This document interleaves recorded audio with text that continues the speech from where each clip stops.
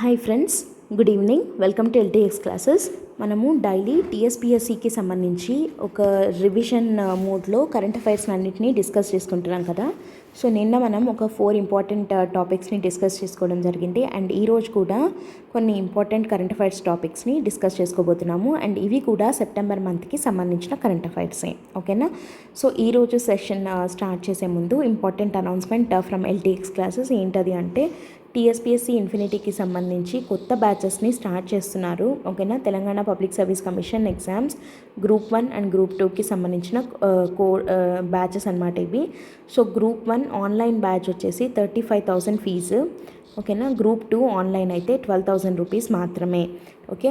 And అలా కాకుండా మీకు గ్రూప్ 1కి సంబంధించి ఆఫ్లైన్ బ్యాచెస్ని కూడా స్టార్ట్ చేయడం జరుగుతుంది అట్ హైదరాబాద్లో కొత్త బ్రాంచ్ కొత్త బ్యాచ్ అనేది స్టార్ట్ అవ్వబోతోంది. అండ్ దీని ఫీ వచ్చేసి 40,000 రూపీస్ అనమాట, ఓకే.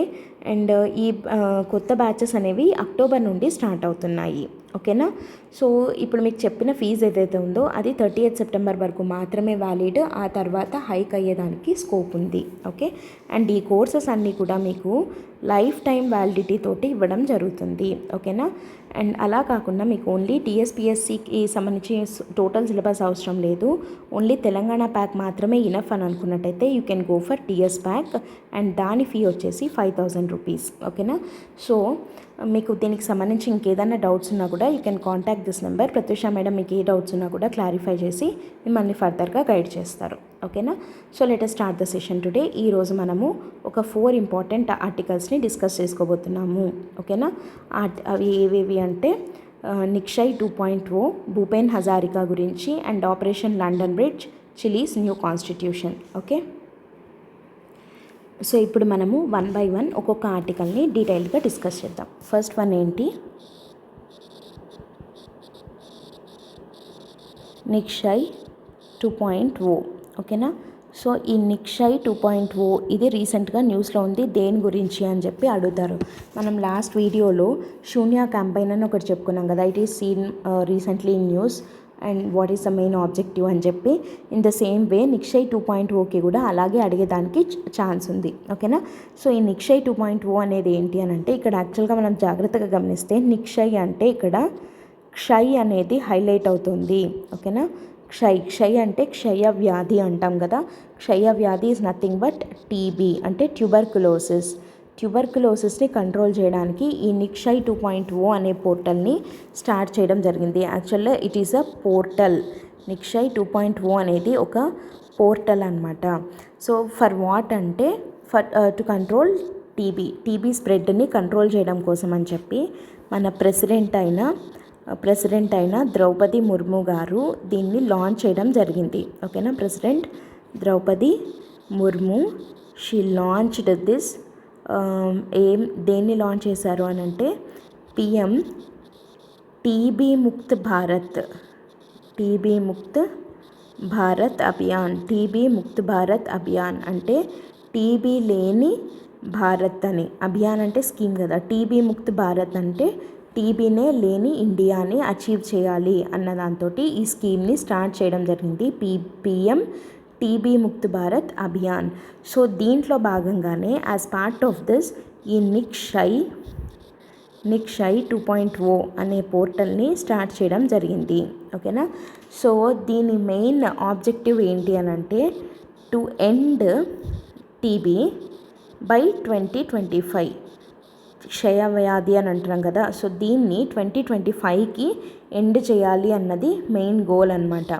అయితే యాక్చువల్గా గ్లోబల్ లెవెల్లో గ్లోబల్ టార్గెట్ ఏంటి అని అంటే ఓకే ఇది ఇండియా టార్గెట్, ఓకేనా. ఇండియా టార్గెట్ ఏంటి అంటే టు ఎండ్ టీబీ బై 2025. కానీ గ్లోబల్ టార్గెట్ ఏంటి అని అంటే టు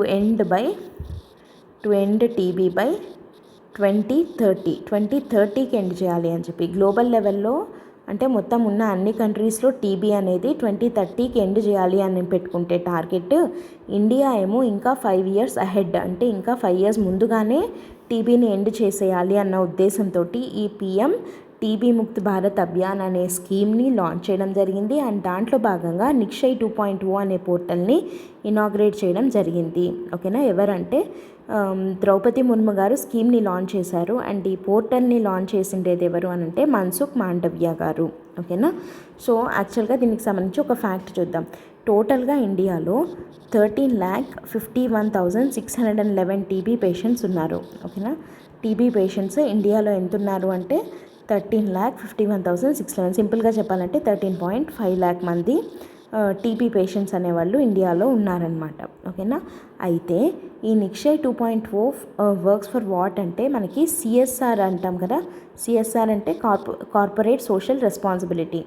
అంటే ప్రతి ఒక్క కార్పొరేట్కి దానికి సోషల్ రెస్పాన్సిబిలిటీ అనేది ఉంటుంది. అంటే on the net profit returned ఏదైతే ఉందో ప్యాట్ అంటాం కదా, ప్రాఫిట్ ఆఫ్టర్ ట్యాక్స్. సో దాంట్లో ఇంత పర్సంటేజ్ అని చెప్పి it need to spend for social responsible activities అనమాట. దాన్నే సిఎస్ఆర్ లేదా మ్యాండేటెడ్ ఫిలాంథ్రపీ అని కూడా అంటారు. సో ఈ సిఎస్ఆర్లో భాగంగా ఇండివిజువల్స్ కానివ్వండి, లేకపోతే ఆర్గనైజేషన్స్ కానివ్వండి, లేకపోతే కార్పొరేషన్స్ కానీ, లేదంటే కోఆపరేటివ్ ఆర్గనైజేషన్స్ కానీ, లేకపోతే లీడర్స్ కానివ్వండి, లేకపోతే ఎన్జిఓస్ ఎవరైనా సరే they can adopt TB patients అనమాట. టీబీ పేషెంట్స్ని వాళ్ళు అడాప్ట్ చేసుకోవచ్చు. ఓకేనా. Adoption of TB patients, adoption of TB patients అనమాట. వీళ్ళని అడాప్ట్ చేసుకోవచ్చు అన్న ఉద్దేశంతో ఈ టీబీ నిక్షయ్ 2.0 అనే పోర్టల్ని లాంచ్ చేయడం జరిగింది. And on it's launch by Mansukh Mandaviya గారు హీ అడాప్టెడ్. ఈయన మన్సుఖ్ మాండవ్య, ఈ పేరు కూడా మనకి ఇంపార్టెంటే. మన్సుఖ్ మాండవ్య ఈయన union health minister. Okay, union health minister అనమాట. సో మన్సుఖ్ మాండవ్య గారు హీ అడాప్టెడ్ 15 టీబీ పేషెంట్స్ని ఈయన అడాప్ట్ చేసుకోవడం జరిగింది in his home town Palitana in Gujarat. So ఎవరంతకు వాళ్ళు వాళ్ళ హోమ్ టౌన్లో కానివ్వండి, లేదా వాళ్ళకి ఎక్కడ నచ్చితే అక్కడ ఉన్నటువంటి టీబీ పేషెంట్స్ ఎవరైతే రిజిస్టర్ అయ్యారో 13,51,611 మంది, వాళ్ళల్లో ఎంతమందిని వీలైతే అంతమందిని మనం అడాప్ట్ చేసుకొని వాళ్ళకి కావాల్సిన అవసరాలని మనం తీర్చచ్చు. ఓకేనా. సో దట్ ఇలా ఎప్పుడైతే అది ఒక సివిక్ యాక్షన్గా మారుతుందో, అంటే ఓన్లీ గవర్నమెంట్ది మాత్రమే కాదు టీబీని ఎండ్ చేయాలి అన్న రెస్పాన్సిబిలిటీ సివిల్ సొసైటీకి కూడా ఉంది అనేది ఏర్పడుతుందో, then only we can achieve the target of ending the TB by 2025 అనమాట. సో దాంట్లో భాగంగానే ఈ నిక్షయ్ 2.0 అనే పోర్టల్ని కూడా లాంచ్ చేయడం జరిగింది. ఓకేనా. సో ఇది ఫస్ట్ వన్. అండ్ సెకండ్ది ఏంటి అని అంటే భూపెన్ హజారికా అనేది ఒక ఆయన పేరు. సో ఈయన చాలా చాలా ఫేమస్ అనమాట. అండ్ భూపెన్ హజారికా గారి గురించి మనం ఎందుకు చూస్తున్నాము అంటే రీసెంట్గా గూగుల్ డోడిల్ అని పెడుతుంది కదా, డూడిల్. సో ఈ గూగుల్ డూడిల్గా కూడా ఈయనని పెట్టడం జరిగింది. అండ్ ఎందుకు ఈయన అంత ఇంపార్టెంట్, అంత ఫేమస్ ఎందుకు అని అంటే యాక్చువల్గా ఈయన బర్త్డే ఎప్పుడు అంటే 8th సెప్టెంబర్ అనమాట. ఓకే, 8th సెప్టెంబర్ 1926లో పుట్టారు ఈయన. సో September 8th ఈయన బర్త్డేని కమెమరేట్ చేయడానికి Google has designed A doodle on the name of Bhupen Hazarika అనమాట. సో ఈ ఇయర్ 2022 వచ్చేసి ఆయనది 96th బర్త్ యానివర్సరీ. ఓకేనా, 96th బర్త్డే అనమాట ఇది, బర్త్ యానివర్సరీ. అయితే ఈ భూపెన్ హజారికా అనే ఆయన ఎందుకంత ఫేమస్ అంటే actually he was Born in Sadia అనే చోట పుట్టారు ఈయన. సాదియా ఎక్కడుంది అంటే అస్సాంలో ఉంది. ఓకేనా. So he was also known as Bhupen Hazarika గారికి ఉండే ఇంకా పేర్లు ఏంటి అని అంటే సుధాకాంత. ఓకే, సుధాకాంత అన్న పేరుతోటి కూడా ఈయనని పిలుస్తారు. ఎందుకు అలా పిలుస్తారు అంటే సుధాకాంత ఈజ్ నథింగ్ బట్ నైటింగేల్ అంటాం కదా. సో నైటింగేల్ అని అర్థం అనమాట. భూపెన్ హజారికా గారిని ఈ పేరుతో కూడా పిలుస్తారు. యాక్చువల్గా ఎవరు ఈ భూపెన్ హజారికా, ఆయన ఏం చేస్తారు అని అంటే యాక్చువల్గా he is a poet. Okay, he is writer, musician. Okay, he is a singer, he is actor. Okay, and he is a journalist, he is a film maker. So ఈయన ఇన్నిట్లో ఆయనకి ఎక్స్పర్టైజ్ అనేది ఉందన్నమాట. ఆయన పొయట్, ఆయన జనరల్గా writer, musician, singer, actor, journalist and film maker. And ఈయన ఏ ప్లేస్కి చెందిన వ్యక్తి, అస్సాంకి చెందిన వ్యక్తి, అంటే నార్త్ ఈస్ట్ ఇండియాకి చెందిన వ్యక్తి అనమాట. సో ఈయన ఇంత ఫేమస్ కాబట్టి ఈయనని ఏమంటారు అని అంటే he is known as uncrowned king of cultural world of north east India అని అంటారనమాట. Uncrowned king of cultural world of north east India అంటే నార్త్ ఈస్ట్ ఇండియాకి సంబంధించినంత వరకు కల్చరల్ వరల్డ్ ఏదైతే ఉందో దానికి ఈయన అన్క్రౌన్డ్ కింగ్ లాంటివాడు. ఓకేనా, అన్క్రౌన్డ్ అంటే మకుటం లేని మహారాజు అంటాం కదా.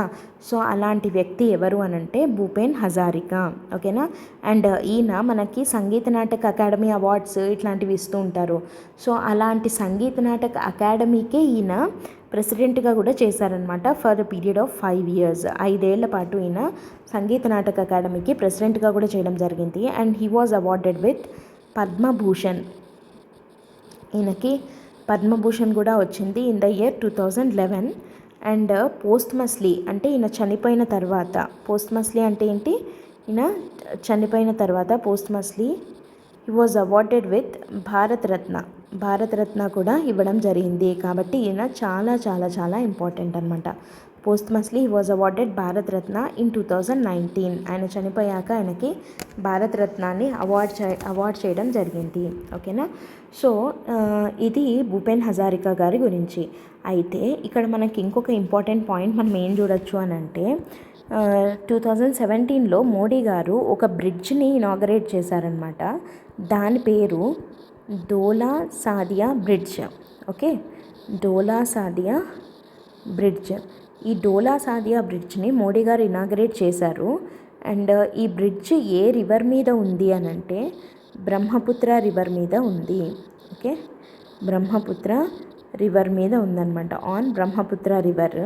అండ్ ఇట్ కనెక్ట్స్ అస్సాంకి అండ్ అరుణాచల్ ప్రదేశ్కి మధ్య ఉన్న టైం ఏదైతే ఉందో ఆ టైంని రెడ్యూస్ చేయడానికి, ఆ ట్రావెల్ టైంని రెడ్యూస్ చేయడం కోసం అని చెప్పి డోలా సాదియా బ్రిడ్జ్ అనేది చాలా హెల్ప్ఫుల్గా ఉంటుంది. ఓకేనా, ఇది బ్రహ్మపుత్ర రివర్ మీద కన్స్ట్రక్ట్ చేయడం జరిగింది, which is of 9.15 kilometers length అనమాట. ఈ బ్రిడ్జ్ 9.15 kilometers లెంత్ ఉండడంతో it was India's longest bridge అయింది. ఏది అంటే డోలా సాదియా బ్రిడ్జ్. అయితే ఈ Dhola Sadiya bridge India's longest bridge అంటున్నాము, బ్రహ్మపుత్ర రివర్ మీద ఉందంటున్నాము. అండ్ ఇది అస్సాంకి అరుణాచల్ ప్రదేశ్కి మధ్య ఉన్న ట్రావెలింగ్ టైంని రెడ్యూస్ చేస్తుంది అంటున్నాము. అయితే ఈ డోలా సాదియా బ్రిడ్జ్కి భూపేన్ హజారికా గారికి ఉన్న లింక్ ఏంటి అని అంటే this dola Sadiya bridge was renamed as Bhupen Hazarika bridge. Okay, Bhupen Hazarika bridge అని చెప్పి రీనేమ్ చేయడం జరిగింది. కాబట్టి మనకి ఈ పాయింట్ కూడా ఇంపార్టెంట్ పాయింట్ అవుతుంది. ఓకేనా, సో ఇది భూపేన్ హజారికా గారి గురించి. And let us move on to the third topic ఏంటి అని అంటే operation London bridge. Operation London bridge అంటే ఏంటి? ఓకేనా, ఇది వెరీ ఇంపార్టెంట్ టాపిక్ మనకి. ఆపరేషన్ లండన్ బ్రిడ్జ్ అంటే సింపుల్ ఏం లేదు. ఇక్కడ మనకి సెప్టెంబర్ 8న ఏం జరిగింది, సెప్టెంబర్ 8న లండన్లో ఏం జరిగింది అంటే క్వీన్ ఎలిజబెత్ డైడ్ కదా, క్వీన్ ఎలిజబెత్ మహారాణి చనిపోవడం జరిగింది కదా. Queen Elizabeth II died on September 8th.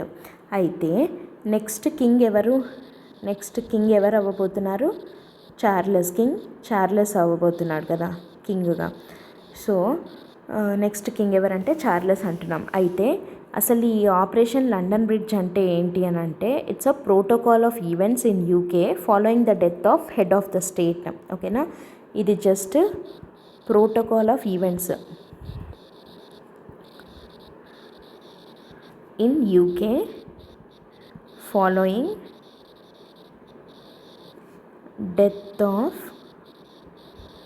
Head of the state చనిపోయాక ఫాలో అవ్వాల్సిన ప్రోటోకాల్ ఆఫ్ ఈవెంట్స్ ఏవైతే ఉంటాయో, అంటే తర్వాత ఏమేం పనులు ఏ విధంగా చేయాలి, అంటే ఏ ఆర్డర్లో చేయాలి అన్న ప్రోటోకాల్ ఏదైతే ఉందో ఆ ప్రోటోకాల్ ఆఫ్ ఈవెంట్స్నే ఆపరేషన్ లండన్ బ్రిడ్జ్ అన్న పేరుతోటి పిలుస్తారు. ఓకేనా. అండ్ ఇక్కడ ఇంకొక ఇంపార్టెంట్ థింగ్ ఏంటి అంటే actually queen Elizabeth II died in Scotland కదా. తను స్కాట్లాండ్లో ఉండగా చనిపోవడం జరిగింది. సో స్కాట్లాండ్ నుండి లండన్కి ఆమె బాడీని తీసుకొని రావడానికి పెట్టుకున్న ఆపరేషన్ పేరు ఆపరేషన్ యూనికార్న్. ఓకేనా.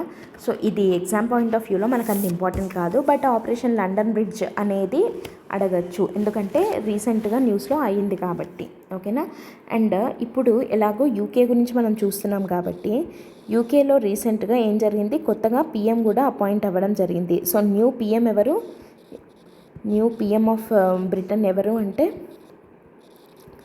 లిజ్ ట్రస్ కదా. Liz Truss was elected as new PM.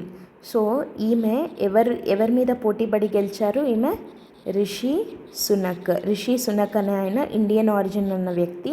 So Rishi Sunak మీద లిజ్ ట్రస్ గారు, she's a woman lady and she became new prime minister అనమాట. అండ్ న్యూ ఉమెన్, సో బ్రిటన్కి సంబంధించి ఒక ఉమెన్ ప్రైమ్ మినిస్టర్గా అవ్వడం జరిగింది. అండ్ ఇక్కడ మనము చూడాల్సిన ఇంపార్టెంట్ పాయింట్స్ ఏంటి అంటే వీళ్ళిద్దరు కూడా కన్జర్వేటివ్ పార్టీకి చెందిన వాళ్ళే. ఓకేనా. Conservative party, labour party conservative party అంటాం కదా. సో వీళ్ళు కన్జర్వేటివ్ పార్టీకి చెందిన వాళ్ళు అనమాట. సో కన్జర్వేటివ్ పార్టీకి చెందిన బోరిస్ జాన్సన్ ఆల్రెడీ పిఎంగా ఉన్న ఆయన, he faced some issues, allegations వచ్చాయన్నమాట ఆయన మీద regarding sexual misconduct and COVID-19 టైంలో ప్రాపర్గా హ్యాండిల్ చేయలేదు సిచ్యువేషన్ని అని చెప్పి అలిగేషన్స్ రావడంతో బోరిస్ జాన్సన్ గారు he resign to the post. And కాబట్టి Liz Truss and Rishi Sunak మధ్య జరిగిన ఈ దీంట్లో ఏదైతే ఉందో సో ఆ ఎలక్షన్స్లో లిజ్ ట్రస్ గారు గెలవడం జరిగింది. ఓకేనా. సో ఇప్పుడు మనము ఈ ఎలక్షన్స్ ఎలా జరుగుతాయి ఏంటి అన్నది చూస్తే యూకే కూడా మనకి పార్లమెంటరీ డెమోక్రసీ కదా, parliamentary form of democracy, not presidential form like US లాగా ప్రెసిడెన్షియల్ ఫామ్ కాకుండా యూకే అనేది parliamentary form of democracy. And India కూడా దాన్ని ఇన్ఫ్లుయెన్స్ తోటే పార్లమెంటరీ ఫామ్నే మనం కంటిన్యూ చేసాము. ఓకేనా. సో ఇక్కడ మనకి లోక్సభ అని మనం ఎట్లా అయితే అంటున్నామో యూకేలో ఏమంటాం, దాన్ని హౌస్ ఆఫ్ కామన్స్ అంటాం. ఓకేనా. హౌస్ ఆఫ్ కామన్స్ అంటాము. ఇక్కడ మనకి రాజ్యసభ ఎలా అయితే ఉందో వాళ్ళకి హౌస్ ఆఫ్ లార్డ్స్ అనేది అలాగే ఉంటుంది. ఓకేనా. అండ్ మనకి ఎంపీలు ఉన్నట్టే వాళ్ళకు కూడా ఎంపీలు ఉంటారనమాట. Voters will elect the MP for their own constituency. And ఇండియాలో లాగానే ఓటింగ్ అనేది యూకేలో కూడా కంపల్సరీ కాదు. And there also they follows the system of FPTP first past the post system అంటాం కదా. సో ఎఫ్పిటిపి మెథడ్నే యూకేలో కూడా ఫాలో అవుతున్నారు. ఓకేనా. సో ఇక్కడ ఇంకొక ఇంపార్టెంట్ థింగ్ ఏంటి అంటే ఇక్కడ క్వీన్ ఎలిజబెత్ చనిపోయింది అని అంటున్నాం కదా, తర్వాత ఆమె ప్లేస్లోకి చార్లెస్ వస్తారు అని చెప్పి. ఈ క్వీన్ ఎలిజబెత్ కి ఉన్న పవర్స్ ఎలాంటివి అని అంటే ఈ పార్లమెంట్ మీద, ఓకేనా, ఎలాంటిది అని అంటే ఆమె ఒక మొనార్క్ కదా. So she can dismiss prime minister or can make personal choice of successor. అంటే ఉన్న ప్రైమ్ మినిస్టర్ని దో హీ ఎంజాయ్స్ మెజారిటీ ఆమె డిస్మిస్ చేయొచ్చు. అండ్ తనకు నచ్చిన సక్సెసర్ని, తనకు నచ్చిన వ్యక్తిని సక్సెసర్గా పెట్టచ్చు. అంటే తర్వాత నెక్స్ట్ క్యాండిడేట్గా ఆమెనే పెట్టచ్చు. బట్ ఈ ప్రొవిజన్ని ఈ మధ్యకాలంలో అయితే వాడడం లేదు, because it is more anarchic in nature. కాబట్టి ఆ ప్రొవిజన్ని ఎవరు ఏ క్వీన్ ఎలిజబెత్ కానివ్వండి, అంతకుముందు వాళ్ళు కానివ్వండి వాడలేదు. ఓకేనా. సో ఇది యూకే ఎలక్షన్స్కి సంబంధించి. అయితే ఇందాక మనం చూసాము దట్ లిజ్ ట్రస్ అనే ఆమె షీ బికేమ్ న్యూ పిఎం అని చెప్పి. సో షీ వాజ్ ద యాక్చువల్గా తను 56th prime minister of Britain అనమాట. 56th పిఎం ఆఫ్ బ్రిటన్ అయ్యింది. And third women PM. So ఇప్పటి వరకు ఆల్రెడీ 2 ఉమెన్ పిఎంలుగా పనిచేశారు బ్రిటన్కి. And now Liz Truss is going to become third women PM అనమాట. సో ఫస్ట్ ఇద్దరు ఎవరు అంటే ఫస్ట్ వన్ వచ్చేసి మార్గరెట్ థాచర్ అండ్ రెండో వ్యక్తి ఎవరు అని అంటే తెరిసా మే. సో వీళ్ళిద్దరూ ఆల్రెడీ ఉమెన్ పిఎంలుగా చేశారు. And now already Boris Johnson గారి క్యాబినెట్లో minister for women and equalities అనే పోర్ట్ఫోలియోని హోల్డ్ చేస్తున్నటువంటి లిజ్ ట్రస్ గారు she defeated Rishi Sunak and became new prime minister of Britain అని అంటున్నాము. ఓకేనా, ఇది చాలా చాలా ఇంపార్టెంట్ టాపిక్ మనకి. Okay, and next topic, fourth topic ఏంటి అని అంటే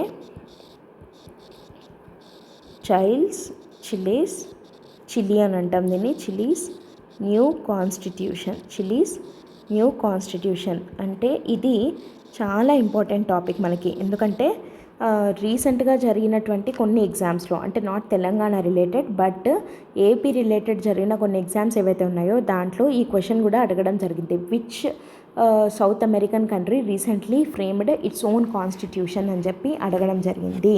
సో ఆన్సర్ ఏంటి అంటే చిలీ అనేది ఒక సౌత్ అమెరికన్ కంట్రీ కదా, it's a south American country అనమాట. ఇది ఈ మధ్య కొత్తగా దాని కాన్స్టిట్యూషన్ని రాసుకోవడం జరిగింది. ఓకేనా, సో ఎందుకు అని అంటే యాక్చువల్గా it was the proposal is to replace దేన్ని రీప్లేస్ చేయడానికి ఈ కొత్త కాన్స్టిట్యూషన్ అంటే 1980లో ఉన్నటువంటి చార్టర్, 1980 చార్టర్ని రీప్లేస్ చేయడానికి. 1980 చార్టర్ని ప్రిపేర్ చేసింది ఎవరు అని అంటే general Augusto. He's a dictator అనమాట. ఇది ఒక మిలిటరీ డిక్టేటర్ రూల్ ఇది. So he's a dictator who had framed 1980 charter. అయితే ఈ 1980 చార్టర్ని రీప్లేస్ చేస్తూ ఒక కొత్త కాన్స్టిట్యూషన్ కావాలి అన్న ఉద్దేశంతో చిలీ కొత్త కాన్స్టిట్యూషన్ని ఫ్రేమ్ చేసుకోవడం జరిగింది. ఓకేనా, కాకపోతే అప్పుడు జరిగిన రెఫరెండం పెడతారు కదా, సో ఈ రెఫరెండంలో 61.9% were against new constitution and 38.1 మాత్రమే సపోర్ట్ చేశారు. ఓకేనా, సపోర్టెడ్ ఇట్. సో న్యూ కాన్స్టిట్యూషన్ని సపోర్ట్ చేసింది కేవలం 38.1% మంది మాత్రమే, బట్ 61.9% మంది దీన్ని అగెయిన్స్ట్గా ఉన్నారు. ఓకేనా, సో ఇప్పుడు మనకి ఎగ్జామ్ పాయింట్ ఆఫ్ వ్యూలో ఇంపార్టెంట్ ఏంటి అంటే చిలీ ప్రెసిడెంట్ పేరు ఏంటి అని అడగచ్చు. అతని పేరు గ్యాబ్రియల్ బొరిచ్.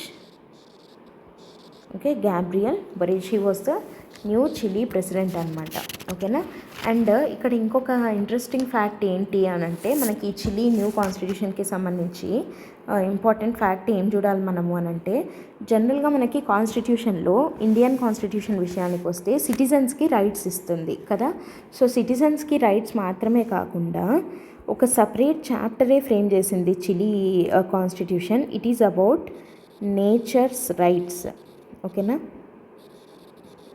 నేచర్ హ్యాస్ రైట్స్ అన్న పేరుతోటి ఒక చాప్టర్నే క్రియేట్ చేయడం జరిగింది. ఓకేనా, సో దీని ప్రకారం ఏంటి అంటే animals are like subjects of special protection, వాటికి సేఫ్టీ అండ్ సెక్యూరిటీని కల్పించాలి, నేచర్కి కూడా రైట్స్ ఉన్నాయి అని చెప్పింది. అండ్ క్లైమేట్ చేంజ్కి అగెయిన్స్ట్గా పనిచేయడము అనేది స్టేట్ డ్యూటీ అని చెప్పి కూడా చిలీ యొక్క కొత్త కాన్స్టిట్యూషన్ చెప్పడం జరిగింది.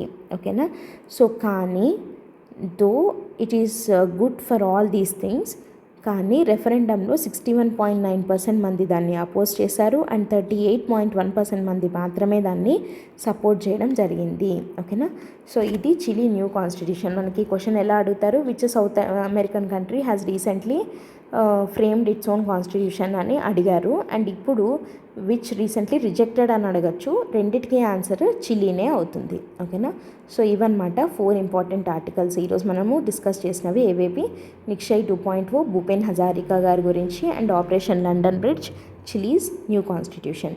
So keep viewing this series for more and more TSPSC exams current affairs. Thanks for listening. Keep studying. All the best. Thank you. Bye.